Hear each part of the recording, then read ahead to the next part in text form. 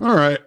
I'm here with John Weeks, and I called a last minute audible on the poor man, and he agreed to just continue on with me because he's such a trooper. Um, John, how are you doing? You just released a new article at the Institute, so we'll talk about that here in a minute. I'm doing great, Tommy. I would characterize myself as the blessed man who gets to hang out with you and knock ideas around. Excited to do it. Yeah, it's nice to sometimes, and that's kind of where this podcast had originally started was just sitting down and talking to people and just throwing ideas around and trying to see how we thought about things and what would where it best fit in our lives and the way that we best associated with the world, because sometimes it's really difficult to understand how we're supposed to even intermingle with the world. 100%. Definitely. Gets gets spicy out there. I don't think most people think about it though. I don't think people take the time to sit down and just consider how do I interact with the world outside?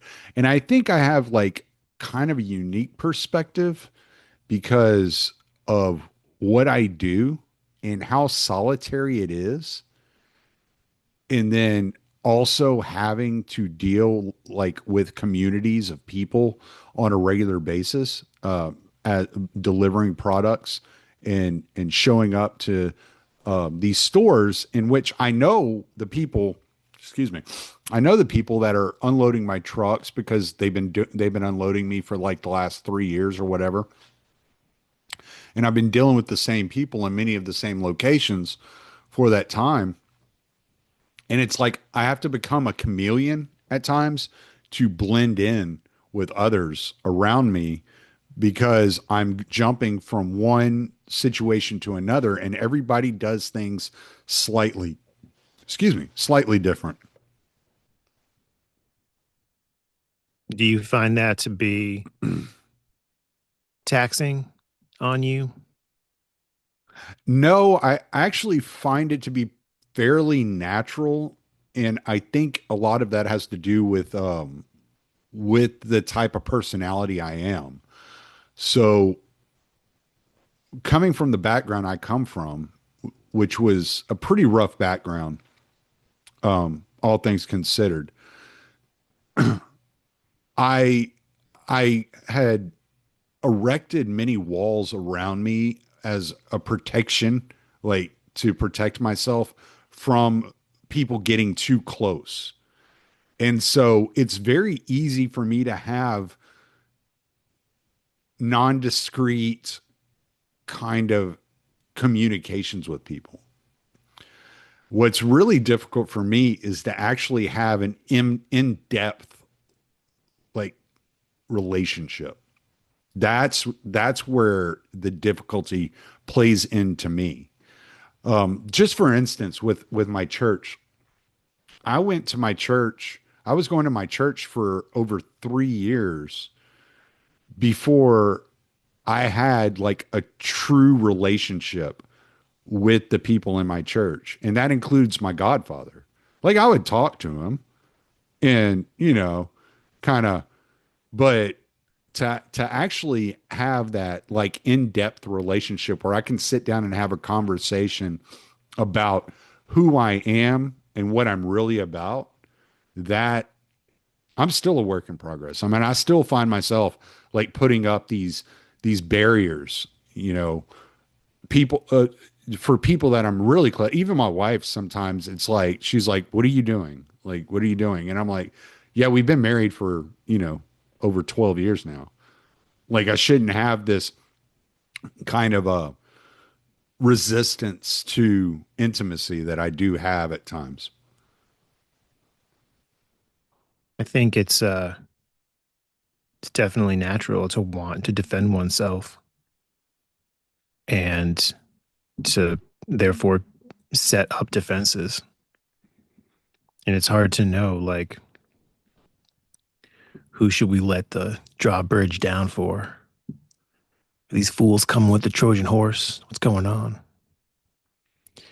And I can definitely empathize with like, yeah, those kind of more like superficial relationships that you can bounce around to throughout the day, especially um, in a workplace situation where you interact with like different people from different walks of life. Um, and kind of just you, yeah, you know them. You've been knowing them. You might even have like, how's the kid's soccer game and stuff like that. Hmm. But yeah, you don't get down to like the deep conversations and reveal anything about your trauma or fears or even what like you're really like committed to in life or what you're focused on. Right. Because, well, it can be just good humor because, like in 20 minutes, I'm not going to see this guy for probably another week or two, So it can just be a good humor. Hey, man, how you doing? Everything's good. Oh, look, here's something ironic over here. Here's something to point out and goof off about and laugh about over here. And you don't really have to worry about like exposing anything vulnerable to those types of people. And so it's that vulnerability that I think is extremely difficult for me. I would guess it would be most men and possibly women. I've never been a woman. I've never identified as a woman. So I couldn't tell you how to be a woman any more than I can tell you how to be a bat. But as a man, I can say that it's probably pretty natural for men to keep their guard up and not let just anyone in, because there is this air of I owe security not only to myself but to my family, that kind of comes with being a man and providing for the family. Yeah, personally, I don't like to feel vulnerable or to be perceived as vulnerable at all. Mm. And I think, yeah, there's there's a stigma against it because of the responsibilities that comes from being a man, as the Godfather from the Godfather film said, women and children can be careless, but not men. Mm. Well, there's also this whole idea like there's when you start having kids, I mean, you know this as well as anyone. What is she texting me about? Oh, okay. She gave them a snack. She gave the dogs another snack. The spoiled ass dogs. Uh, so when you start having kids, there's a type of fear that comes with that as to what what do I have to keep? Like I got to be on guard at all times about these different ideas and these patterns of culture that endanger my children or steer them in the wrong direction in which they would put themselves in danger or jeopardy, right? So I've been thinking about this a lot the last couple of weeks. I don't know if you saw on Friday, Father Stephen DeYoung from Lord of Spirits podcast was on Tucker Carlson. Oh So no, that's awesome. yeah, you got to watch it, man. It's a great episode. He did a great job, and he said this one thing every time he says it, no matter who he says it to, you can see their mind being blown in real time. And what he says is he goes, the way that ancient people like consider thoughts, it's like your mind was a sensory organ. It wasn't like this thing that creates thoughts. He's like, have you ever like stopped to think like, okay, right now there's no thought, and now I am creating a thought, and now there's a thought. Like that's not how this works. That's not how thoughts and ideas come about. He goes, your mind is a sensory organ, no different than your eyes or your ears. And so the West in the post Enlightenment era, we don't look at it that way. But nobody has ever like explained to me the process of creating a thought. Like, how does that work? And you can see people's like brains in real time, just like, oh shit, yeah, like that's right, you know. And you're like, yeah, that's one of those things that I heard that I was like, oh wait a minute, like I'm looking at reality wrong. But anyway, so yeah, he was on, and one of the things he's been touching on the last few episodes of Lord of Spirits and even on Tucker Carlson. And I've invited him on my podcast, but I have not gotten a response. And if I have to, I will drive to Lafayette, which is only an hour and 45 minutes from my house. I will go to Lafayette on a Sunday morning for a liturgy, and I will invite him in person to be a guest on my podcast if I Get must some. go that far. It will happen. But one of the things I do want to talk to him about is culture, because has this he has this understanding, and I think it's the correct understanding of pre-modern societies and the way that they viewed culture.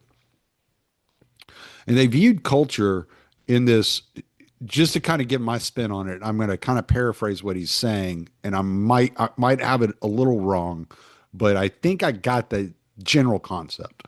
So if you read about the formation of Israel and how Israel was formed, it had nothing to do with DNA or genealogy or ethnicity. The way Israel was formed was those that put the blood of the lamb on their doorpost were then protected from the angel of death, right? And those people, whether they were Egyptian, Ethiopian, or whatever they were at the time that they put that blood of the lamb on their door, became the 12 tribes of Israel, right? And so becoming a culture in the pre-modern era was to participate in a particular type of worship. And it broke down within Israel to be circumcision and then the participation each year in the Passover, right? The eating of the lamb on the Passover, which goes back to the blood on the doorpost, the celebrating the Passover of the spirit of death that passed over the people that put the blood of the lamb on the doorpost.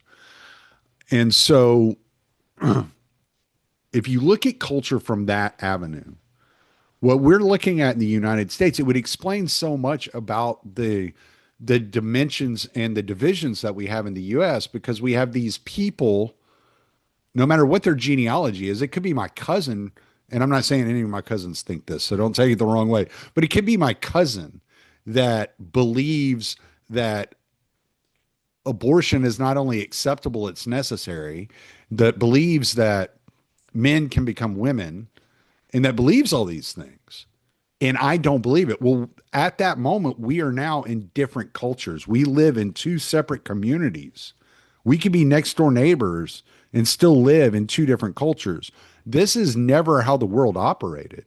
Like even at the onset of the United States, you would see that the Catholics would have their own towns, their own villages. They didn't intermingle. Like there was none of this intermingling between Protestant and Catholics living amongst each other. They all separated. They all personally divided amongst themselves.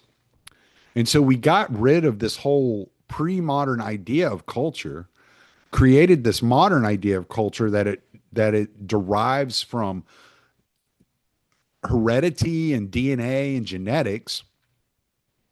And now we live in this postmodern world that says, well, culture is what you identify as.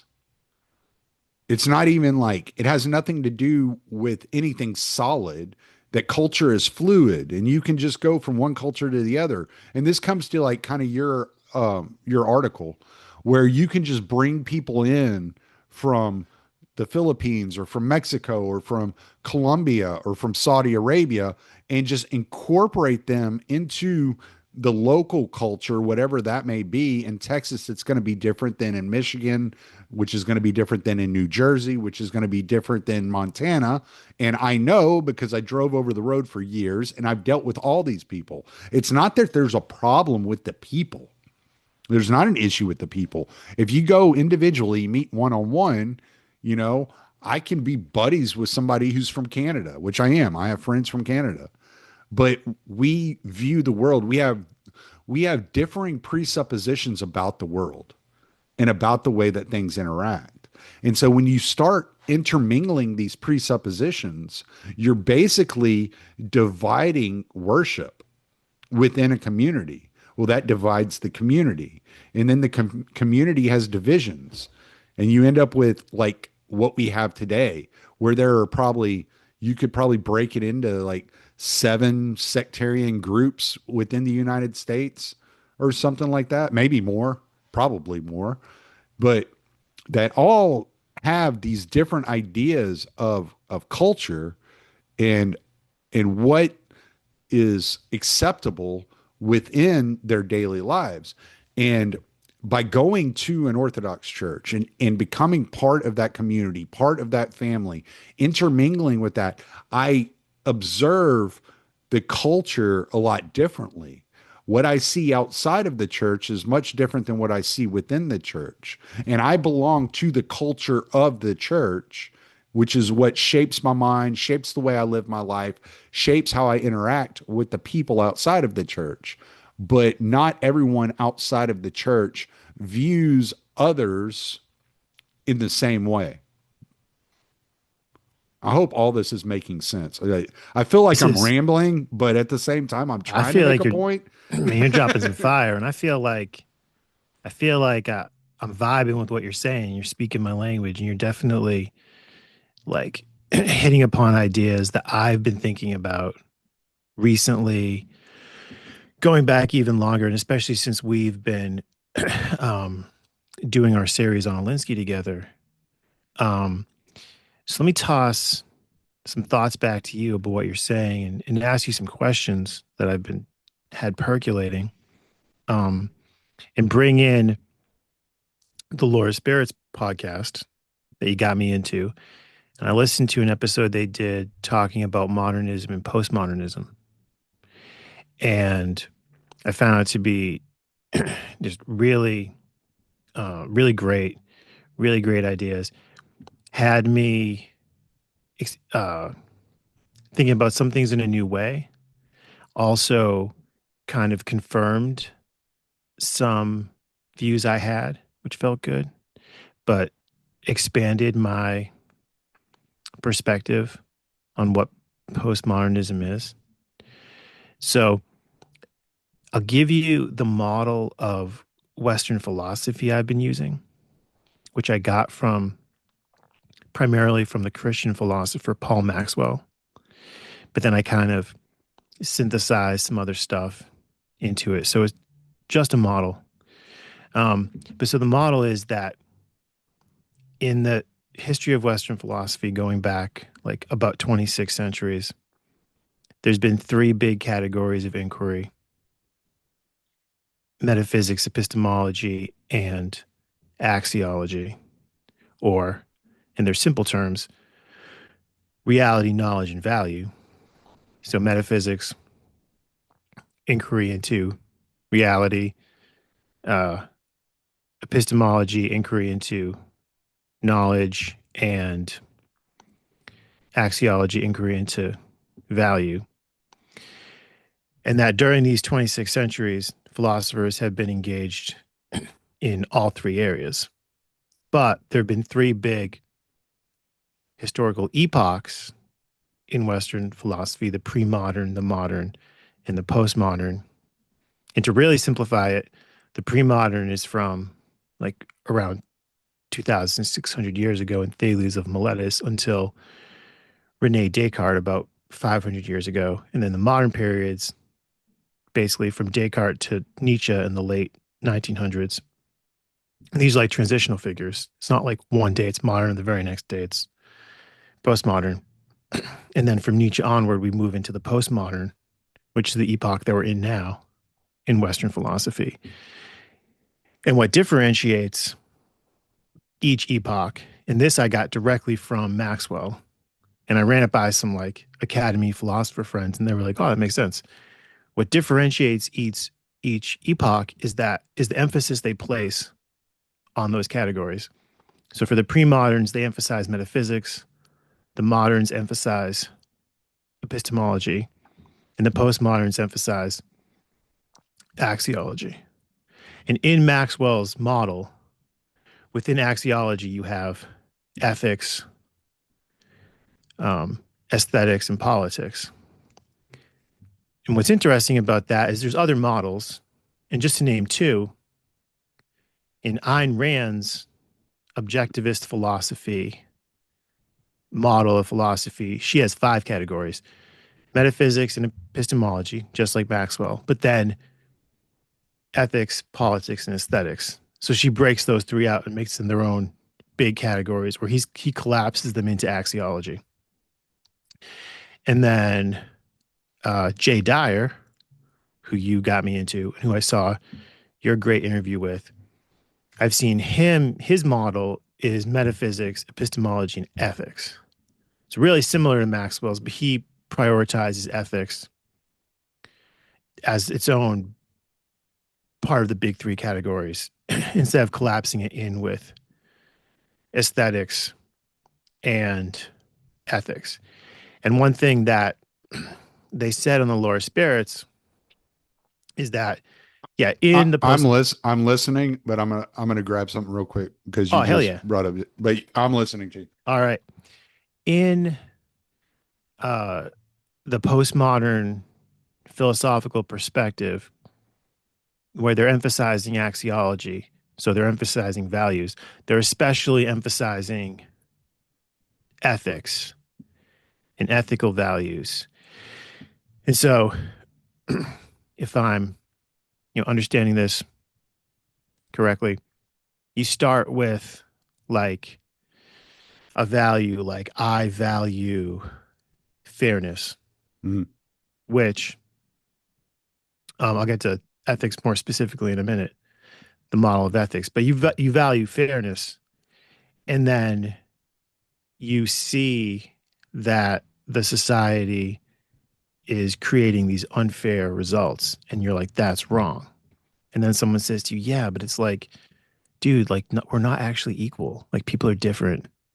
And so, yeah, if you use IQ tests to screen job applicants, you're going to have like these disproportionate effects on these different identity categories that you're using. It's like, well, no, I don't want that uh, knowledge shaped by white supremacist power. I want to go with my value. Um, Within ethics, there's three big normative systems. Normative just meaning like what you should or shouldn't do, and specifically how you should go about figuring out what you should or should not do. And it's virtue ethics, deontological ethics, and then consequentialist ethics. And in each category in the academy are the privileged like versions. And the privileged versions are Aristotle's virtue ethics, Immanuel Kant's deontological ethics, and either take your pick, there's no consensus. John Stuart Mill's consequentialist ethics or Jeremy Bentham's consequentialist ethics, both of which are called utilitarianism. And we had talked about utilitarianism on uh, our series Mhm. on uh, Rules for Radicals. And you had said that that's the dominant ethical paradigm of the West currently. And I would say what that means is that people really focus on um, like harm and care of an action, and they focus on justice, which just means to them fairness. Mhm. Which is funny because in the past like maybe year, I've seen people like critique society and say that it's almost like the state just treats the society like it's a kindergarten. It's like kindergarten morality, and women especially because of their um, predispositions to caretaking. Hmm. Will have that idea of like people as like basically like kindergartners. They just deserve to be protected and taken care of and have resources provided for them. And then they just extrapolate that to everyone in society, to all the immigrants coming in Yeah, it's with very no concept, maternalistic. Yeah. right? With no conception of like, well, how's this going to be produced? Hmm. Because yeah, the kindergartners aren't producing wealth, but they're children. But what about when we have adults who aren't producing any wealth? Or should we just bring them all here and then have the people who do produce wealth support them? Um, but so then, we've been talking a lot about the religious frame of reference. And so I have this friend, guy's super brilliant, guy's a polymath, Michael Weaver. And he wrote this book called The Observer Chronicles. And it's cool. It's kind of like a modern day Platonic dialogue. So he's got these 7 characters, and they like to gather every Friday and like talk about philosophy.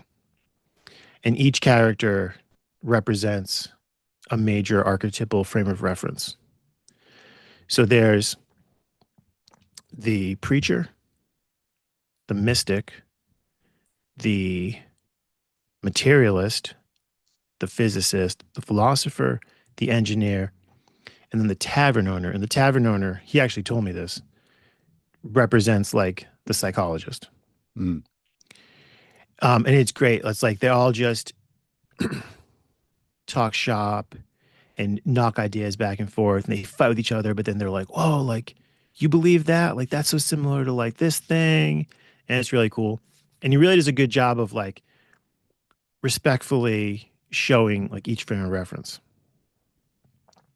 So I've been thinking about that and bringing in the work of another friend of mine, Mark Ajita, who writes a lot about like he writes about the history of reason. He talks a lot about like the rise of civilization, the archaic states, and the cultural shatter zone that led to Athens.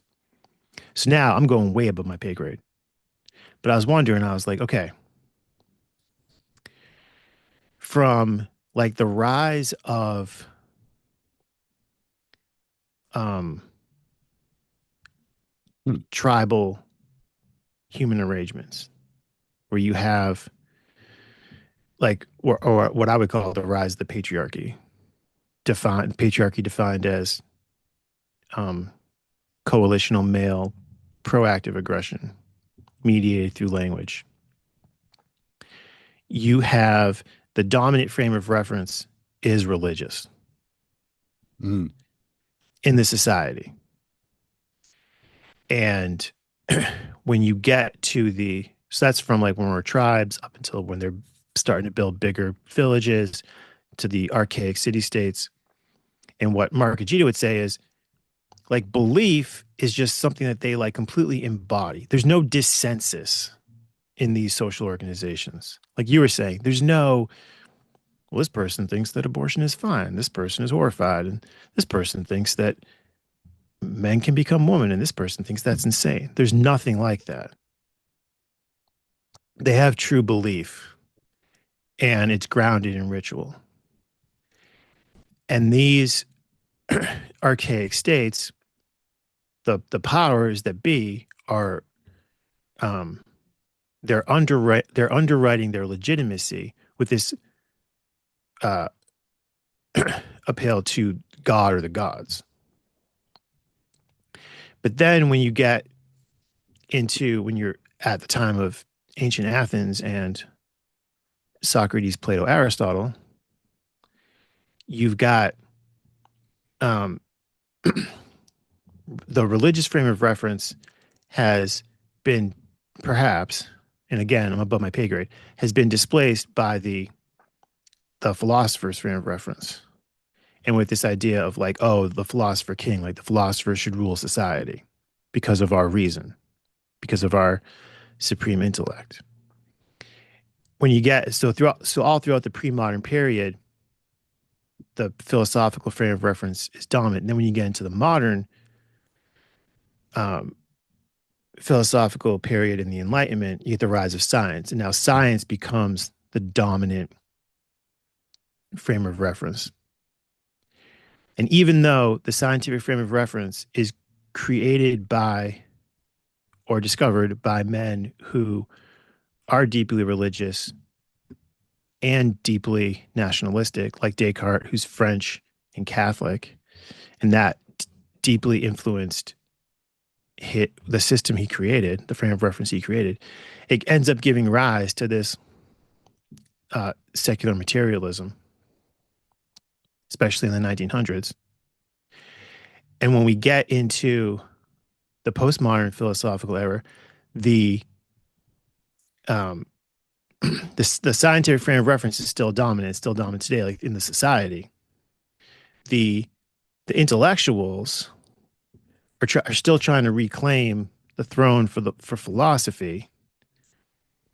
Um, and to make things worse for them, like the physicists are starting to point back toward a religious frame of reference, where the physicist Martin Heisenberg said something like the first sip of the cup of uh, natural sciences will make you an atheist, but God is waiting for you at the bottom. Mm. You had said something the last time we spoke. I don't know if it was while we were recording or after when we were just talking shop, but you had said, um, attention is worship. Hmm. I was thinking about that. I was thinking, like, what do I pay attention to? That's Father Turbo. That's not me. So just give You credit told where me it, credit's but due. right. Yeah, yeah, yeah. But that comes straight from Father Turbo. Remember that time you were like, all is suffering? That was that was brilliant. But then I was thinking about, whoa, what is the implication for of the like mass surveillance state? I was like, it's almost like, well, that would mean like the state is like worshiping the people. And then I was like, oh, well, I already kind of like have that idea because where the ancient, the archaic societies and the um, pre-modern empires and monarchies, they all invoke God to underwrite their legitimacy. But then in the with the Enlightenment, with the rise of the modern nation state, they start invoking the people with democracies. And then I was like, oh, that's weird. I don't know what that means, but there's something there. Can I tweak that just a tad? Yeah, hell yeah. Okay. So what I would say is the so you would like let's take the panopticon idea for a second. Let's just take that and just for a frame of reference so we can actually see what we're looking at. So you have the panopticon, right? And so the individual actually monitoring the surveillance may worship the people. The entity, the institution doesn't, right? What the institution is doing it's making itself a god that the people always have to be aware of and thinking about so that the people are actually worshiping the institution. So it's almost like an inversion. The individual that's surveilling may be worshiping the people because they're watching. We saw this in the in the what was the movie about what's his name? Oh God, I can't think of his name. The guy who's living in Russia right now that got rid of all those gave all the documents to Glenn Greenwald. Edward Snowden. Edward Snowden. So the movie about Edward Snowden, right?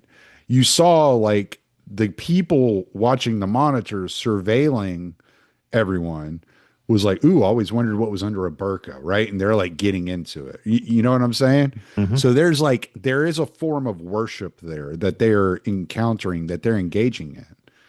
But the state is the surveillance state. It's the institution is the surveillance. So it's omnipresent, right? It's all Total knowing. information awareness. Right. It's all knowing, all present.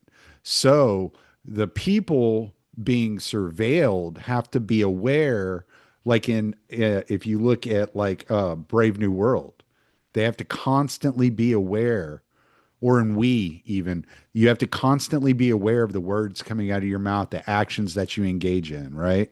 Because the state is all knowing, all seeing, all powerful. So it has turned itself into a god. So So what you're ultimately doing, yes, the people surveilling the society may be worshiping the individuals that they're surveilling to an extent, kind of like this kind of weird kind of like almost perversion of watching people could lead you down that road.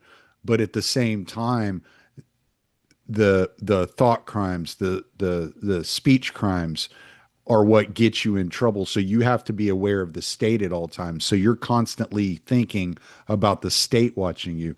And this is kind of what the West has done to God, right? Has turned God into this, yeah, God is all knowing, God is all powerful, God is all these things. But it's not from a,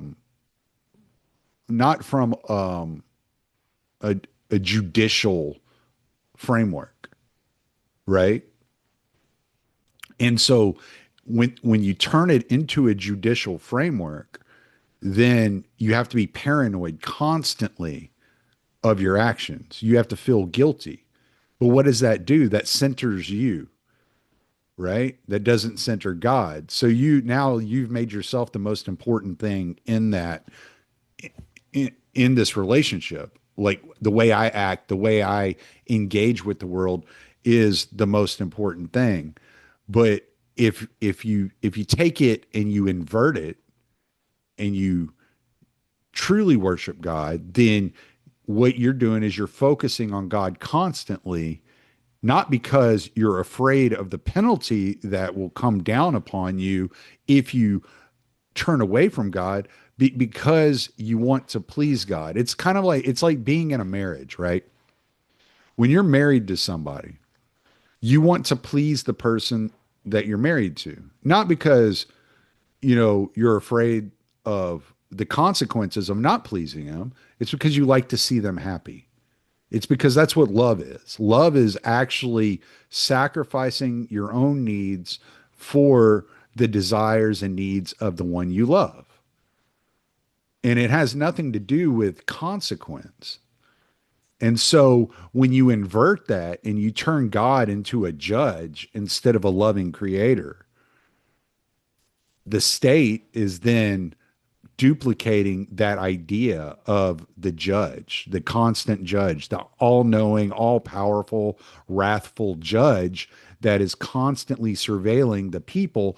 And it makes the people paranoid of the state. And so that paranoia then creates a situation in which the people of that state are fearful of that institution and therefore don't worship out of love, but worship out of fear. Is beautiful because when I had that idea of like, oh, like this attention is worship, the state, mass surveillance, paying attention to the people, I was like, okay, there's something there. But I already have this whole perspective where I recognize that the state uh like fancies itself a god or portrays itself as a god and even has this own like mythology that to like that from my perspective seems to like track with um the Christian story. So the state is God, and then like the corporation's the devil. Mm. And now this is not true, but I actually believed this until Sheldon Richman corrected me. But in the mythology, the state created the corporation in the 1900s, and at first the corporation was good. It like built some railroads or whatever. Just like Lucifer was one of God's guys. But then the state, I mean the corporation, it fell from grace and it rebelled. And what is sort of like, and in jumping if I'm getting this wrong, but it's like Satan wants to be God.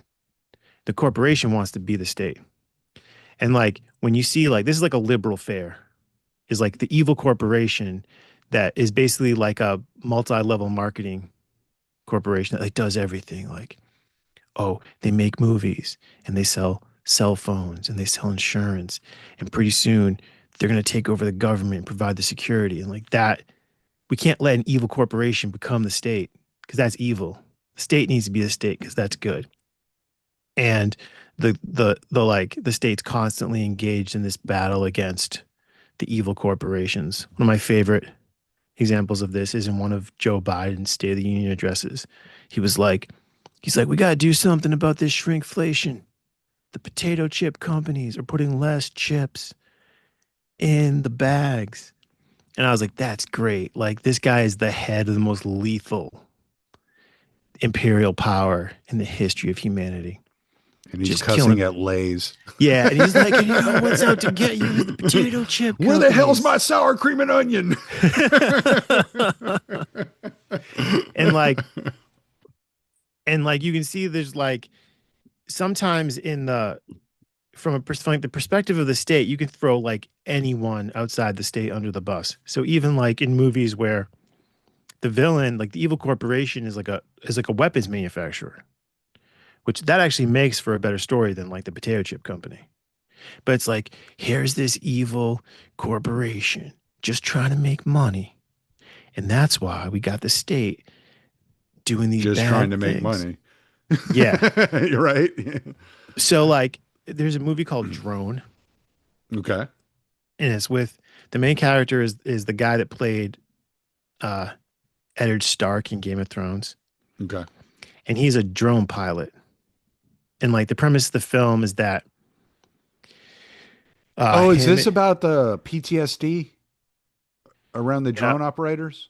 no, I mean it kind of like touched upon that a little bit, but Okay. Okay. I might be this thinking is about a fiction. different movie. Yeah, I might be thinking about a I think different you're movie. thinking of like National Bird, Maybe. which is a It's documentary. been a long time since I watched it.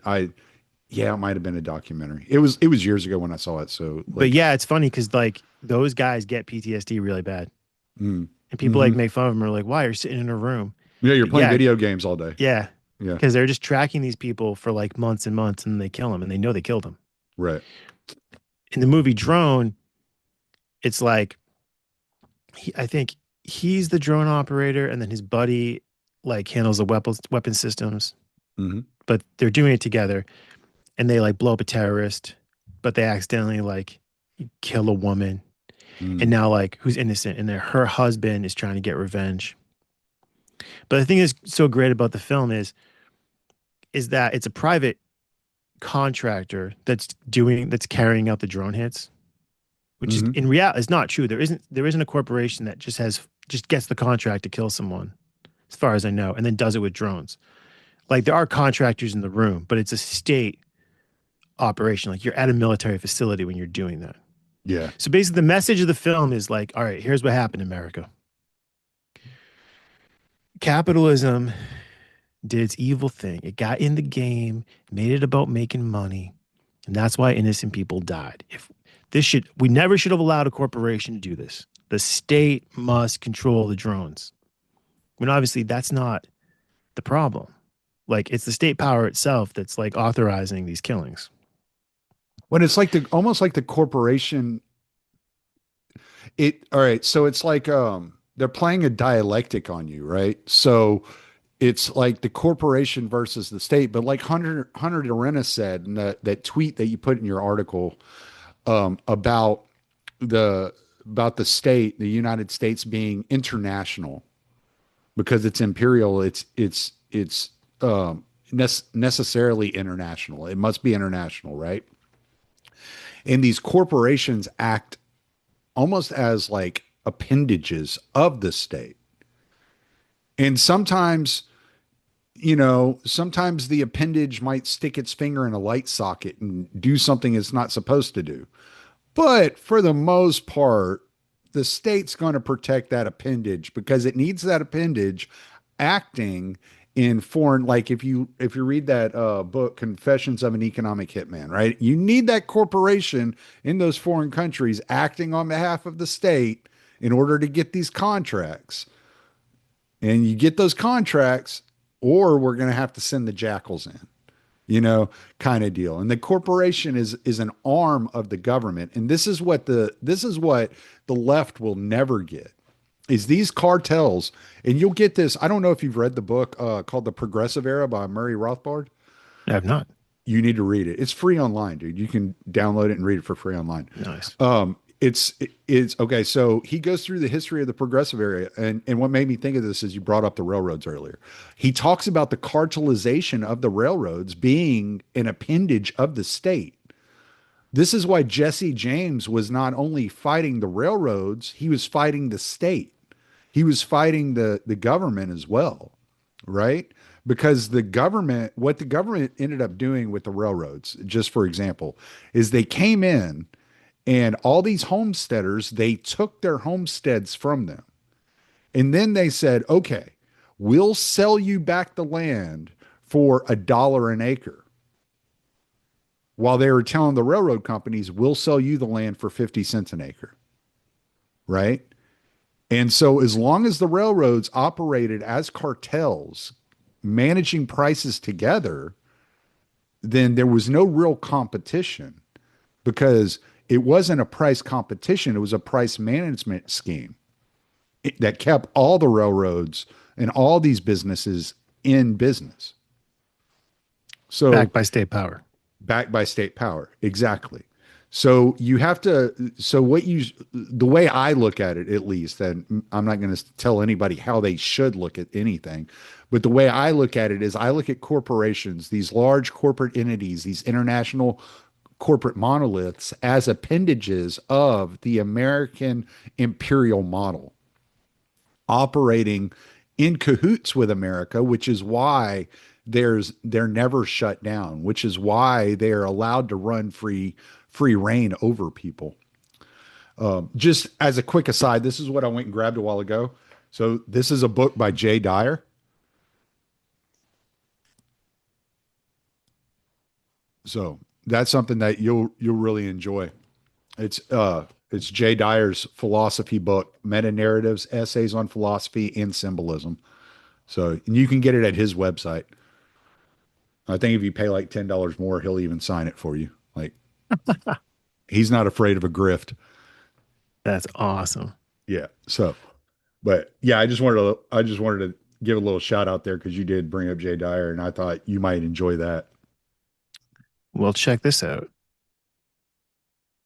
So, but yeah, check out I Rock. actually, I already had bought it for my Cool, Kindle, cool. but I haven't started it yet. But yeah, I'm excited to read it. Yeah, yeah, Yeah, I really dig his vibe and his work. Your interview with him was tremendous. yeah. I need to get Yeah, back it's in got touch with deep. him and get him back on. Yeah, that was a good one. I would really love to do the podcast that I talked to him about doing. I still haven't done it where I take the Orwell essay of politics in the English language and take propaganda by Edward Bernays and combine them and try to like work through them together. I think that would be such an That's awesome. interesting, yeah, I think that would be a very interesting podcast to do on dealing with how propaganda is used, how language is used in propaganda, and why, as Orwell complained about, it's a necessity to change the meaning of words and the language in order to propagandize the population. So, I mean, this leads me to something you were talking about earlier when you were talking about justice being fairness, right? One of the things Father Stephen DeYoung hammers home quite often, and I don't think people understand what he's doing, or those that do are probably have more of a political leaning mind, similar to mine. But he talks about like in the creation of the earth, for example, he talks about God brings order to the earth, right? And if you look at the creation of the earth in the first 3 days of the creation of earth, the heavens and the earth, what he's doing is he's taking out the chaos and he's restoring order. And if you look at Christ on the cross and his death and his resurrection, what is he doing? That's 3 days. just like the creation of the earth. It's 3 days, and he's restoring order or justice. So, justice, appropriately defined, is the order of the world, right? So, justice isn't fairness, it's correct order. And so this is a place where these legal philosophers and politicians have had to distort language in order to make it seem like fairness. Let me ask you this, Yes, sir. because you hit upon something that I'm like really into when you said like the guy's actually like sitting at the surveillance station. They might be in some sense worshiping the people, but the state itself is positioning itself to be worshipped. So there's this distinction between the individual human being or in the individual human beings who like work for the state Mm-hmm. and then like what the state is. Mm-hmm. And so I had this really interesting experience a few years back when I went to Pork Fest for the first time. Mm-hmm. I don't know if I told this story to you before, but I went to Pork Fest because, well, one, Tom Wood said he was going to speak, so I was interested to see him speak. And then Tom Wood said, well, then I went and looked at like the website, and it's like Scott Horton's going to be there. I was like, oh man, that's awesome. That's actually how I met Scott. So I went, and it was sold out. I wanted to go, it was sold out. So I contacted them to see if I could like volunteer in some capacity. Mm-hmm. And they were like, yeah, just like come, we'll give you something to do. So they made me a like event ranger. It was like the worst thing they could have made me be. So they gave me this like neon yellow shirt, and they're like, just walk around and see if people need help. So I'm like the visible presence of authority at a libertarian festival where people are like wasted. Dude, and people were like mean. They were like, oh, you think you got the power, boy? I was like, I'm just here to see Scott Horton and Tom Woods. Like, I'm not armed. And so I'm hanging out at the Ranger You're tent. the you're the you're the elevated version of a hall monitor. Yeah. So I'm doing my hall monitor thing. And then at night, I'm just hanging out at the Ranger station. And someone, it's a campground they would hold this at. Someone's car got keyed, and they had called the police to file a report. And so all the Rangers I was hanging out with, they're on like the walkie-talkies and stuff, and they're like, there's an employee of the police on site. There's an employee of the police on site. And that just like struck me as weird. I was like, an employee of you mean a police officer? In my head, I was thinking, you mean a police officer, right? Why do you keep saying employee of the police? But then I remembered that. And when I started getting into this idea of corporate agency, I was like, oh, that's beautiful. There's a difference between this person and then like what that police agency is. Mm. And the idea of corporate agency that I'm in, that's like basically in the academy, they focus on just like the corporation because they're like anti-capitalists. But I've talked to some of these people and they said, yeah, it's perfectly applicable to the state. The state's a corporate agent. So it's a highly organized collective organization in which enough people have effectively subordinated themselves to a rational point of view that none of them actually has. So I'm like thinking about that. I'm like, oh man, that's really good stuff. Trying to sort of like get deeper into it. And then in that Lord of Spirits podcast that you'd recommend I listen to, they said something really cool. They were like, an ideology is like a spirit that possesses someone. Mm-hmm. And I was like, I got chills when they said that. I just got chills again when I just recounted it. Because like, oh man, that's such a great way to look at it. Because like when I talk to like I'm surrounded by a lot of like tax the rich liberals. And I notice when I talk to them, it's like I can just trigger them to like bring forth the spirit. In fact, it's almost like you could say it's like they're possessed by a demon. If you wanted to do an exorcism, there'd probably be a way to do it. And like the first step would be like make the demon show itself. Mm-hmm. So it'd be like, isn't it crazy that like the average IQ in Somalia is 67? And then the ideology comes right up and it's Yeah. like, it is like it's not sure what it should say. It's like say that's not true, or say yeah, but that's because of the environment. If we took them and put them in our environment, then if you're saying if we took adult men from Somalia and put them in Minneapolis, their IQ would shoot up 40 points. Is that what you're saying? Right. You know, IQ is a white supremacist construct. You Yeah. can just like see them like be it's great. So then it's like, So okay, this goes back to what I was saying earlier about like the cultures and what you worship, right? They're showing their value, what they value, what they worship, where their attention is, right? They're showing this. And so this divides two different cultures, you know? And so it's like you're invading on a foreign culture in that moment. I was deep behind enemy lines. So then, okay, so one more like thought, and then sort of like the big question to you, although I'm not sure how to even articulate the question, but this other thought that I got from Aaron McIntyre, I don't know if you're familiar with him, Hmm. Yeah. where he's basically like, he's like, he would say, like, yeah, like, Tommy, you're 100% right. Like, there is like no cohesive culture in the United States. It's just like thousands of different cultures. And the way that you keep them all from killing each other is the authoritarian state. So there's an incentive for the, if you want authoritarian state, or you are the authoritarian state, whatever that means. Now there's an incentive to fracture the population into thousands of separate and competing cultures, which um, goes to the mass subsidized immigration. So, but so then the question is, okay, I always think like, all right, it's crazy. You have like, say, like the state or just like one part of the state, like the CIA, where like the corporate agent has been there for decades. So like right now, as far as I know, no individual human being who worked at the CIA, no employee of the CIA when they did the coup in Iran in 1953 still works there. Hmm. But the CIA is still there.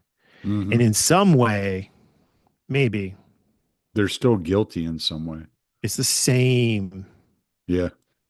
CIA. And that They're holding over like institutional guilt almost. oh, 100%. And so it's like, I'm like, all right, so how does like the corporate agent, like, how does it work? And like part of it is that there's actual like job descriptions. So like, what does it mean when people are like effectively subordinated to a rational point of view that's not their own within the corporate agent? Well, part of it means that they like fulfill their job description, they do their job, Hmm. and they have like respect for the hierarchy. Hmm. But there's like something else going on. And I really like this idea of like ideology as a spirit and as like the state almost as like some sort of like force or spirit, which then takes you out of the normal Like frames of what reference. is the process of going from no thought to a thought? Ooh, I mean, it's yeah, kind of the same idea, right? yes. Yeah. And so, all right. So you brought something up earlier, and I kind of wrote a note down whenever you said it because I was like, "Oh, this is really good. I really like this idea." And I didn't write it down verbatim, so I'm just gonna like kind of tell you what I heard and the way that I'm processing this, and correct me if I'm wrong, right? So, patriarchy to to a patriarchy necessitates religious sacramental life. So if in order to destroy religious no, in order to destroy the patriarchy and create a matriarchy, you must destroy religious sacramental life. Is that correct generally? I hadn't thought about that, but that sounds correct. Okay. The only thing I would So, say is like, then how are we defining a matriarchy? well, I mean, it's like the the the feminization of the culture into that which the women are the head as opposed to the men. Okay. All right. So so in this makes me think of and this goes to what you were just saying. So Ron Paul had a quote years ago where he said abortion should not be illegal, it should be unthinkable. Right? And so this is a direct reference to changing culture. This is what Ron Paul was talking about.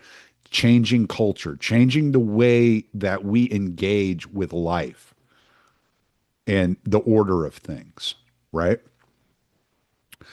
So, what I think is the only way that I can make any kind of difference in the world is to change people's experience of me. And that experience of me then makes them reflect and want to change themselves. So that necessitates that I change. So therefore, I bury myself in the culture of the Orthodox Church, in the community that is there. And as I change, people's experience of me changes. They notice that their experience of me is changing. They ask why, what is different? Why is their experience changing? They then, maybe 10 people change themselves by entering into the Christian community and therefore re Christianize or baptize the nation in that way exponentially, right? That's kind of the way my mind processes this information and how to go about changing.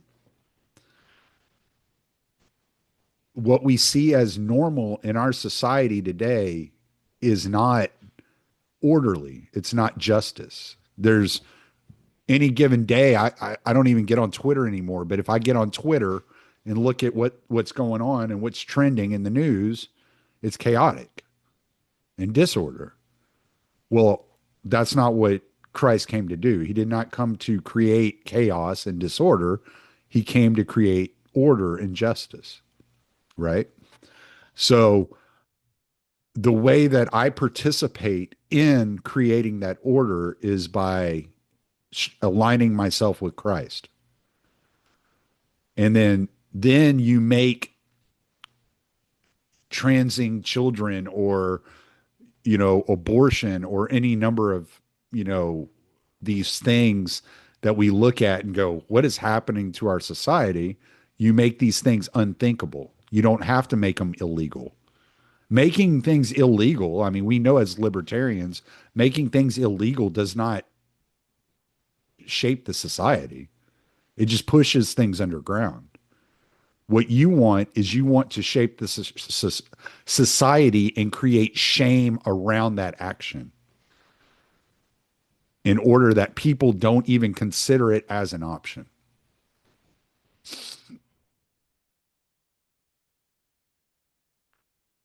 It's like Christ wasn't a rapist, right? Like that. I mean, that's like the easiest way to think about it. Like he Wasn't that kind of doesn't guy. he doesn't force himself upon people to make them believe. He lets you come to him freely through free will. And so the model of Christ is that of setting the example and changing people's experience of you. Okay, so then, and there is this tradition of um, personifying order as masculine and chaos as feminine, and the idea of like the chaotic waters, Mm-hmm. the abyss. It's like you're coming out of that. You're coming out of the feminine, and the masculine is like building the walls to keep Mm-hmm. the city safe. The dams. So, okay, so then if we think of the matriarchy, it's not that it's taking over the order, it's destroying the order. Hmm. I like that a lot. I always find it like I wish I had a time machine and I could just like go back 100 years and just like walk down the street and just observe like, yeah, what people thought was unthinkable.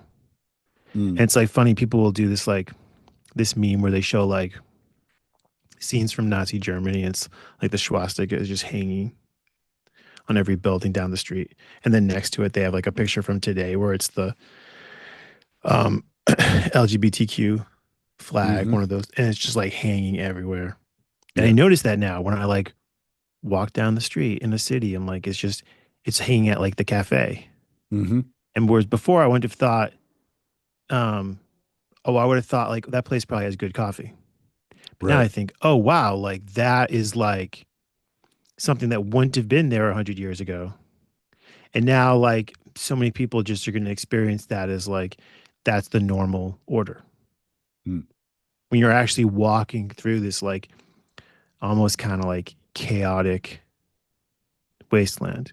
And what I really like about what you said is I've really been interacting with like I don't know if you call them paradoxes or just like the difficulties, but like within the libertarian frame of reference, it's like, yeah, I can see that like the state's this monster. I can see like the horrors that it unleashes. But then I get it when like conservatives are like, yeah, well, like there it does exist. Someone's gonna control it. Wouldn't it be better if it was like us instead of like these insane women? Hmm. And I'm like, yeah, like that like makes sense. Or when you see like, I don't know if you've seen this recently, there's like crazy footage of the police and like ICE, employees of ICE and employees of the police Hmm. just being attacked by these mobs and fighting with them. And it's nuts. And it's Yeah, like, I have not seen it because I'm not on Twitter. So I do not see these things. yeah, it's definitely it's chaotic. It's very chaotic. And yeah, it's like, okay, so like I from a libertarian perspective, like that's the state. That's a destructive force that um is probably working on all sorts of crazy tyrannical things. But that right there that they're fighting with is like the forces of like pure chaos. Hmm. And it's like I don't want to side with the forces of pure chaos. Right. Um and also like these are individual human beings. So like I'm sure I'm 100% sure that I would get along with like 99% of those guys working for those police agencies way better as people than these people that have committed to like the revolution Right. or whatever. Those people are completely insane. Right. Because the people that work for these police institutions like have an idea of what order actually is. And maybe they go about instituting order in the wrong way, or they get caught up in the situation in a bad way. And as as men, we should be able to recognize, like, you know what, this is a man who's been pushed to his limits for 8, 10, 12 hours a day for however many days and snapped. And we've all been there. We've all snapped over like the smallest little thing because you just had a bad day and everything keeps going wrong over and over and over and over and over. And finally, you just lose it, right? And you lose it over something you had no business losing it over, but it was just like the straw that broke the camel's back. And maybe that guy just deserves a little bit of grace and to face the consequences of his actions and not be put on trial every day for the rest of his life. You know, like, hey, dude, 100%. you fucked up here. Like, we don't like what you're doing here. We're not going to co-sign on the action you took here. Pay your fine, spend your time in jail, whatever you have to do, pay your debt to society, but it's not the end of your life, right? There's retribution. You can come back from this. right? Because on any given day, let's just say, think of the worst thing that you've ever done in your life. Just the worst thing that you can think of, the thing you're most ashamed of, that you don't speak about, that you don't want anybody to know about you. Like that doesn't define you as a person. That was a moment, right? And you did it and you regret it and you learned from it, you repented of it, and you've moved on. And that's the way that we should like understand this. If these people are pathological in their abuses, then obviously they should be held to account. If they take a life, they take a human life, definitely held to account. But you hold them to account that one time for that one thing, and they pay their debt to society, whatever that may be. You don't have to put them on trial every day of their life for the rest of their life. And that it's not good for anybody to do that. It's not good for us to hold that bitterness towards people, and it's not good for them to experience that. It's not good for anybody in this situation. You know, I was reading through some notes from an episode I did last October, and Buck had just had Father Peter Hears on his show, and Buck was asking him about the death penalty and what the Orthodox view of the death penalty is. And Father Peter Hears made a really excellent point. He said the punishment for any crime should be what is best for the salvation and repentance of the person that persecuted that crime.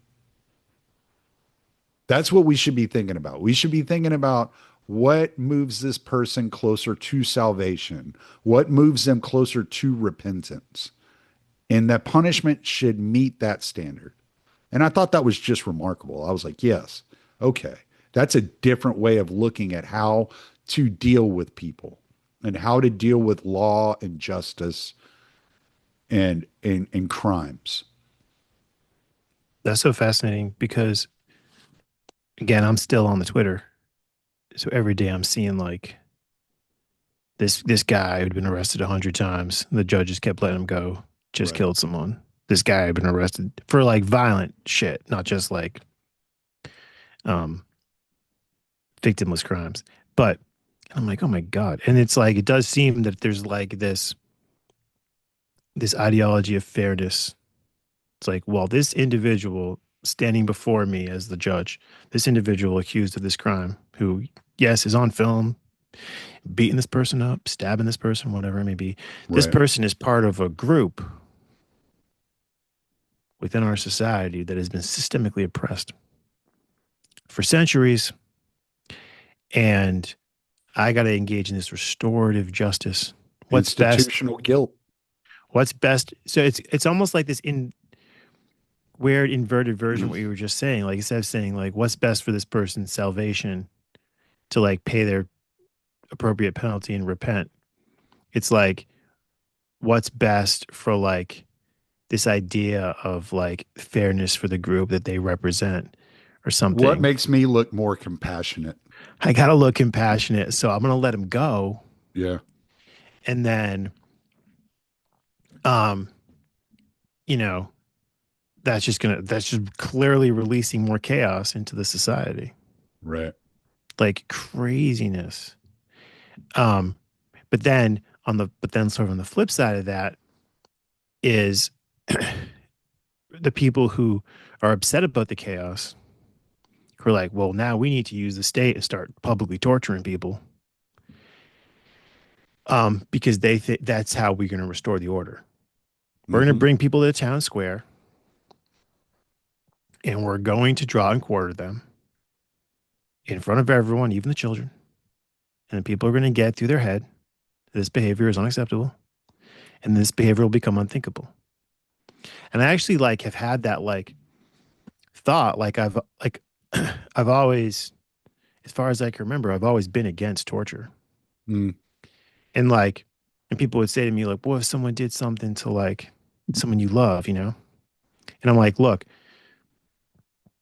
I don't know. I might want to torture that person, but I believe that torture is wrong. That like I'm fine with killing them, but like once you have a person, another human being, like in your control like that, What does it like do to you? also what does it do to you? It does horrific stuff to you, and also it just seems like some pure evil to do to them. But then like I started having the thought because I see all these people advocating torture to restore the order, and I was like, oh, maybe there's like maybe I was overlooking something. Maybe like, and maybe this is like historically what was going on with torture. Maybe there's like the moral injury aspect, but maybe when the chaos gets so bad, what it does to the people who do the torturing is it like they get to view themselves as like committed to restoring that order. It like brings the order back for them in this like embodied way. I'm not saying I've become pro torture. I'm not. I'm still against it. But like I could empathize with Mm-hmm. why people would start to think like that Mm-hmm. because the chaos is getting so bad and so in your face every day and just so crazy. And when you have people you care about, you have to worry about. You're like, are you serious? We're going to let this much amount of chaos exist in our society? This is Mm-hmm. just insane. Yeah. Yeah. And that's what I was saying earlier. We have that compounding fear as parents. Every day we look at the society around us and we see the disorder, we see the chaos. And our instinct, our humanly like nature calls for like stamping it out. Like make it as painful as possible so no one ever wants to do this again. But that's not the way that Rome was converted to Christianity. And we always have to consider that. Constantine didn't become a Christian because like Saint Paul held a sword to his throat, like it was a long treacherous road, and we're called to pick up our cross and follow Christ and his example. We're not called to pick up a sword and slay dragons.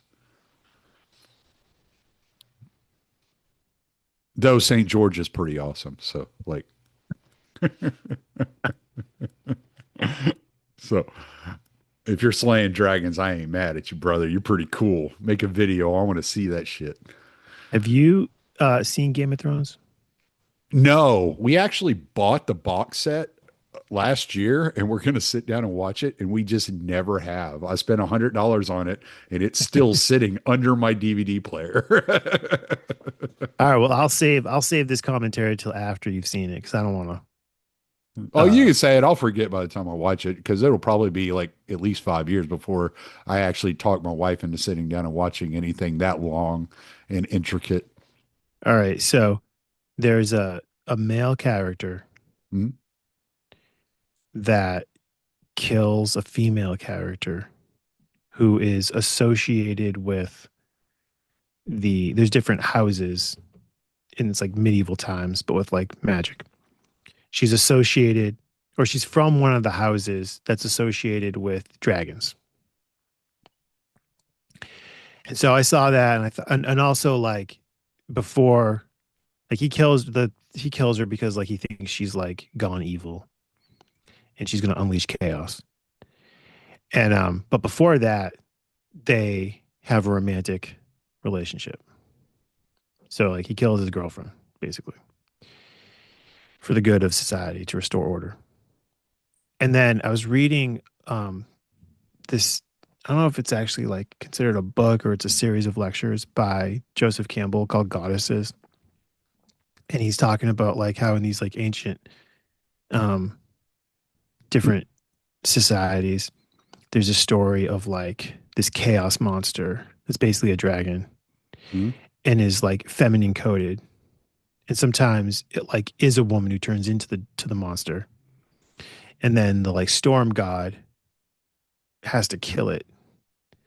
And sometimes like it is like he meets the woman and he starts sleeping with her. Then she turns to this dragon and is trying to destroy the village or whatever. And then he has to kill her. And I was like, oh wow, like I wonder if they were like if George R. R. Martin was like directly riffing off of that story, or that's just sort of like a something that's like just so deep in our psyche that kind of just emerges. But and I don't know how to interact with this because people will say, because I don't know if this is bullshit or if it's true, but people will say like masculine and feminine doesn't mean like men versus women, but men do tend to be more masculine and women tend to be more feminine. So like it breaks down like that. But you can have uh you can have men contributing to a feminine coded disorder and woman contributing to a masculine coded order.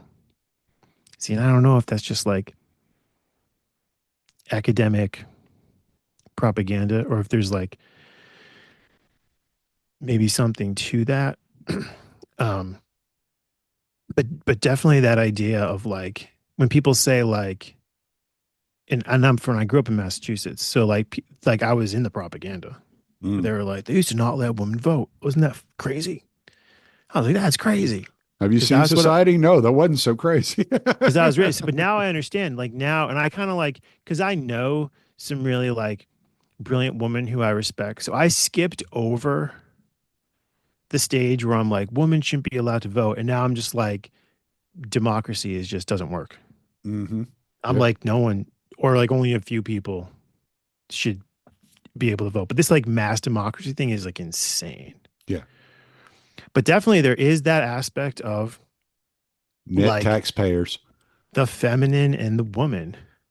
Um, and I just like talk to women about politics and like not in a argumentative way, just having conversations and just seeing what they think. And a lot of them think just really insane stuff. Like, Mm. well, if we just bring the Somalis here, their IQ will go up. Like Because they it's all believe this. because women are run by emotions. So there's a homily by Saint John Chrysostom. It's called it's homily 20, and it's on Paul's writings on marriage. I think it was in the Corinthians. I could be getting that wrong, but anyway.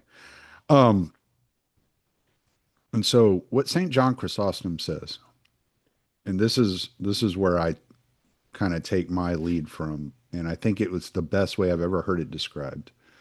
And he says, because Paul says, women submit to your husbands and men love your wives, right? And people have trouble with that submit word. A lot of this, like a lot of the feminist culture that we have today, they don't like that word submit. And so, but St. John Chrysostom, now this is the fourth century. So this isn't like an apologetic here in the 20th century or 21st century of somebody saying, no, no, Paul didn't really mean submit the way you think he meant something. No, he wrote this in the fourth century, long before feminism existed in its current form, at least. Um, what St. John Chrysostom said is the house is a reflection or a model of the church. And so the husband is the priest of the house. And so if you look at what a priest is, he is the a he is a representation of Christ within the church, right? So if you take the church as the body, Christ is the head. And just as Christ is the head of the church, the man should be the head of the house. And not head as in leading, head as in the head on a body. And the woman is the body. I think it's actually better framing, and it's something that I've just kind of read into, that the woman is the heart of the house. So the head cannot operate without the heart, but you don't let the heart run things, right? You need that head to keep that heart in order, to keep that heart aimed at the right objective. And so being the head of the house and is not about controlling the woman. It's about steering the heart in the right direction, pointing the heart at the right objective.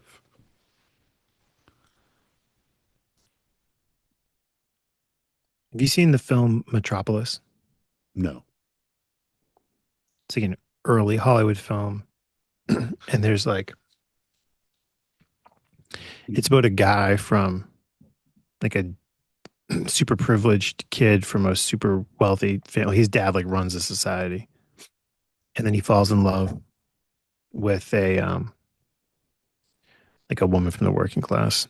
Mm-hmm. But they have this line, their society has this line where it's like the heart is the mediator between the head and the hands. And it's saying like this guy. You were going to say the head and the groin. But it's like so like the elite are the head and the workers are the hands and the heart's mediating between them. Um, to go back to this idea of corporate agency, Mm, this one idea I really like is this idea that like the corporate agent is a material object and its material is the human beings that work for it. So it's like you're part of a body. You even said yeah. like you were like the corporation is an appendage of the state. You get a Mm, job at the CIA. Now you're part of this body, mm-hmm. the body of the Central Intelligence Agency. What is the head of that agency? I don't know, but it's not Christ. And um, this idea that the that as part of the household, as a representation of the church as a body, that the head and the heart are both needed.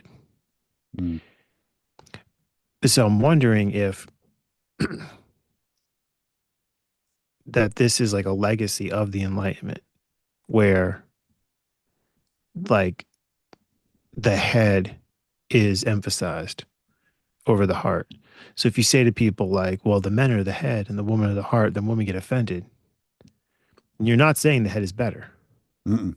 You're not saying it's more. You're saying they're both important by themselves. Yeah, uh, if you have a head without a heart, you have like Mao, like you have Stalin, right? You have like this authoritarian.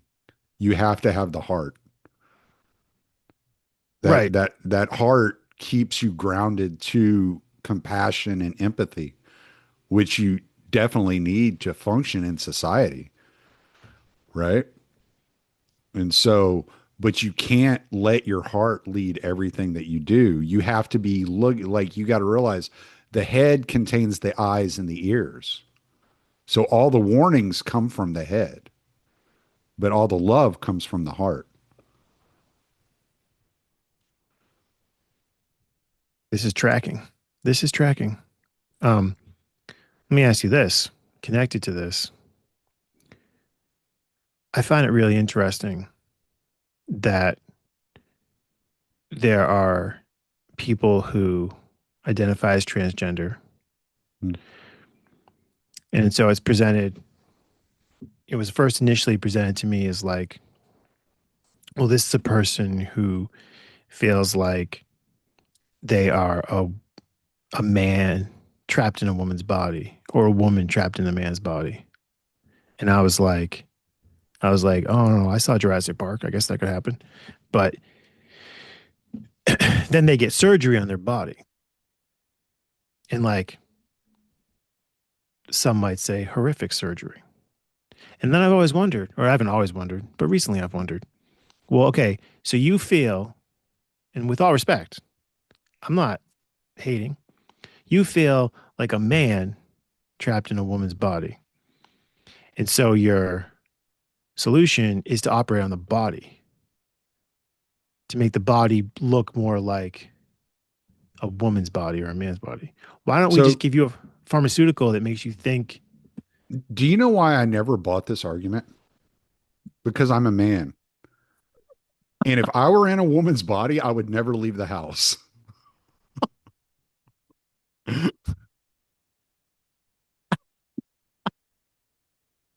I'm just saying that is a ridiculous thing to say. You give me a nice set of tits, I'm not leaving.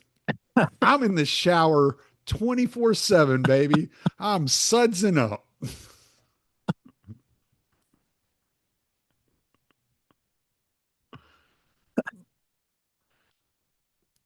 Unfiltered. I think I'm going to have to put explicit on this one. Or at least a trigger warning. Something. But yes, I've never bought that because I'm like, you don't know what it's like to be a man, obviously, because you would have never made it through puberty. You would have killed yourself during puberty. Then suicide by masturbation. It would have been the first and only case. All right, fine. A woman in a man's body. But I'm saying instead of doing the surgery on the body, Hmm. why not just intervene in the psyche?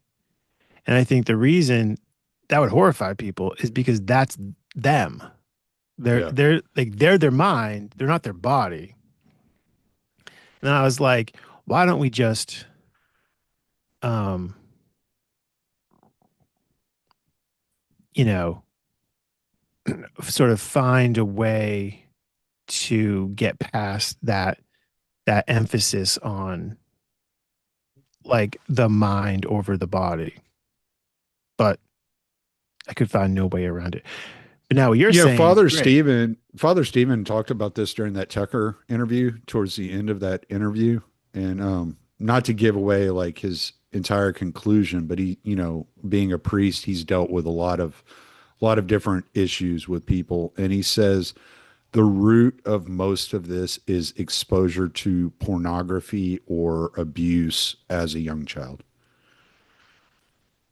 And so the cure is not surgery on the body. It is like what you're saying. It is a mental issue. It is something that is deeply held within these people. They are deeply traumatized and hurt, and they need professional care from somebody who spiritually can lead them in the right direction in order to become more comfortable with themselves. And it's the reason why after the surgeries, the suicide rate doesn't decline.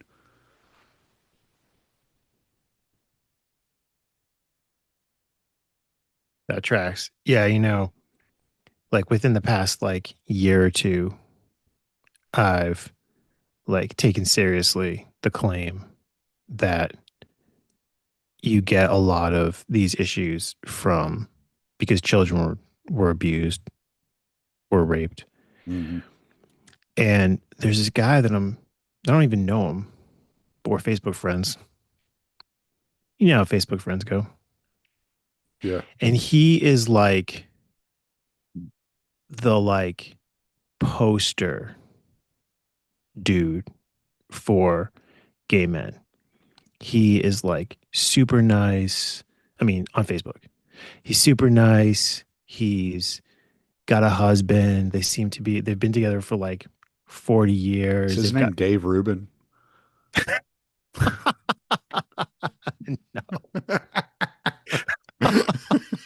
Sorry. Is he trafficking children? Well, and for the record, I am not Facebook friends with Dave Rubin. But for the record, he, like, they're both really successful and just like, they're basically like this, like, picturesque bourgeois couple. Like, like if you were doing the propaganda, like these would be the dudes. And then Right. like maybe like 6 months, 8 months ago, he's on Facebook talking about how his abuser died. He's like the man that sexually abused me for years when I was a child, died, and I don't know. I was like, holy shit. And I was like, was that why you became like, Mm, yeah. like, and it's not like I'm judged, not like I'm like condemning the guy or something. But I was just like, holy shit, is that what's going on? Yeah. Damn. I have a That's some dark friend. shit. I have a friend. Well, I say friend. I haven't talked to him in a while, but he's been on my podcast. He was on Buck's podcast, and he does his own show. His name's Joseph Scombria, and he talks very openly about his being homosexual for years. And I mean, he's abstinent now, yeah, but he talks a lot about the abuse that he went through. Damn. Yeah. So, and he's very open about it. Uh, Worth looking into his work. I really like the guy. One of the ladies I go to church with is close friends with him, and and they both come from Catholic backgrounds. So I'm not going to dive any further into that subject without him on here. But I've thought about having him back on just to touch base with him and just chat. But yeah, but hey, man, it's getting late, and I do have to get up at 4 o'clock in the morning. So I I need to wrap this up. Sounds Or good, my brother. I'm gonna be miserable tomorrow. You're not going to be happy when you talk to these people for 20 minutes. Exactly, exactly. So, hey man, plug your article. We didn't even talk about it. I did kind of want to. I wanted to dig into it, but I was like, if we get to it, we get to it. But yeah, plug your article. Anything you got going on at the institute? You got any interviews coming up or anything like that? I got a new article about ICE and the immigration crisis at the Libertarian Institute. I got a great quote in there from you, Tommy. I got a great quote from Hunter Durenzis. Kyle And the, Matovic, yep. friend of the show, Kyle Matovic. Yeah, and it was a really took me a while to work on it. Spent a couple months doing some You've been research and working on this one for a while, yeah. yeah, and talking to some people. So, couldn't have done that without the support of Scott Horton and the Institute and yourself. So I was really excited to get that out there. And I've been having really good response on it from people on all different sides of the issue. So it's been rewarding. Yeah.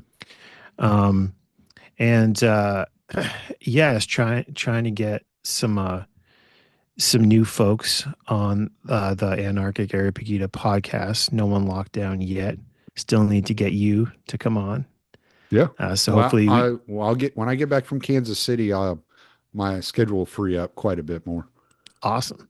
So, And yeah, just really excited about the work everyone's doing at the Institute. Really excited about the Scott Horton Academy. It's really taken off.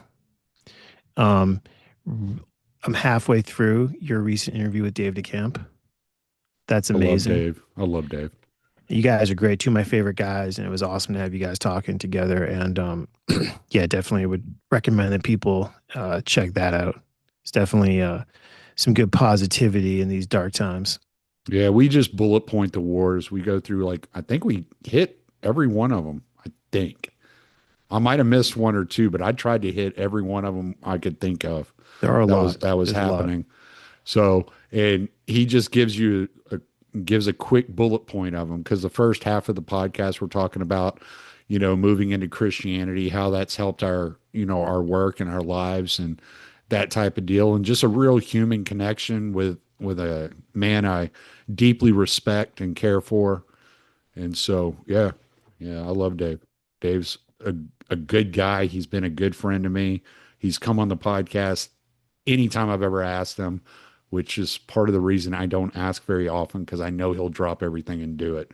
So I do. It's the same with Scott and Kyle Anzalone. I don't ask them very often because I think the work they're doing is so important and so brilliant. I don't want to be a distraction. I want them to keep doing what they're doing. And, but yeah, Dave's a You great do have dude. a great show, though. I would like to see all those guys on your show sometime I'll soon. get So them back. Yeah, I'll get them yeah, back. I'll get all of them back on eventually. Yeah. So I am like really bad about guest inviting too. Like, cause like my thing is I wait till the last minute and I'm like, hey, hey Keith, can you come on Thursday? He's like, yeah, I'm free Thursday in 3 months. And I'm like, oh no, dude, I can't lock down a interview that far ahead of time. Work does not allow me to do that. I have to fly by the seat of my pants. So, but all right, man. Well, we will stop this recording.